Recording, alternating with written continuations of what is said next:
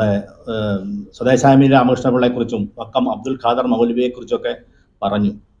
വക്കം അബ്ദുൽ ഖാദർ മൗലവിയെ ഒരിടത്തും രേഖപ്പെടുത്തിയിട്ടല്ല എന്ന് ശങ്കരകുട്ടി സാറ് വളരെ വിഷമത്തോടെയും സൂചിപ്പിച്ചു.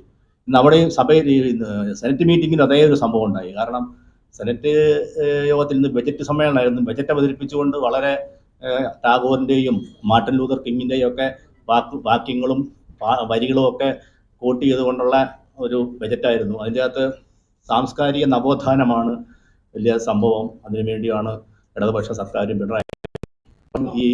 ഞാനിത് വായിച്ചപ്പം ബജറ്റ് അവതരിപ്പിക്കുന്നത് വായിച്ചപ്പോൾ എനിക്ക് ഞങ്ങൾ തെറ്റ് പറയുന്നതാണ്. പക്ഷേ അച്ചടിച്ചു തന്ന പുസ്തകത്തിൽ ഇരിക്കുന്ന വൈക്കം മൗലവി, ഞാൻ എൻ്റെ പ്രസംഗം തുടങ്ങിയത് തന്നെ ഈ വൈക്കം മൗലവി ആരാണെന്ന് ചോദിച്ചായിരുന്നു.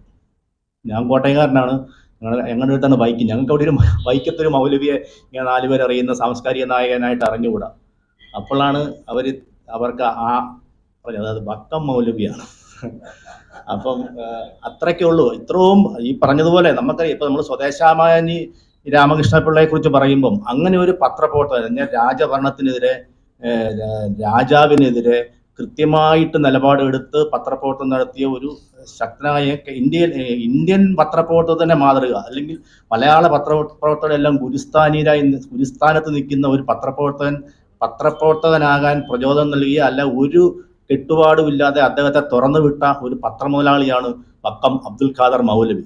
അദ്ദേഹത്തെ നവോത്ഥാന നായകനായിട്ട് കാണുന്നതിലോ അല്ലെങ്കിൽ അങ്ങനെ കൊണ്ടുവരുന്നതിലോ ആർക്കും ഒരു എതിരുമില്ല. കാരണം നവോത്ഥാനത്തെയും ദേശീയതയുടെയും ഒക്കെ സ്നേഹിക്കുന്നവരൊക്കെ വക്കം അബ്ദുൽ ഖാദർ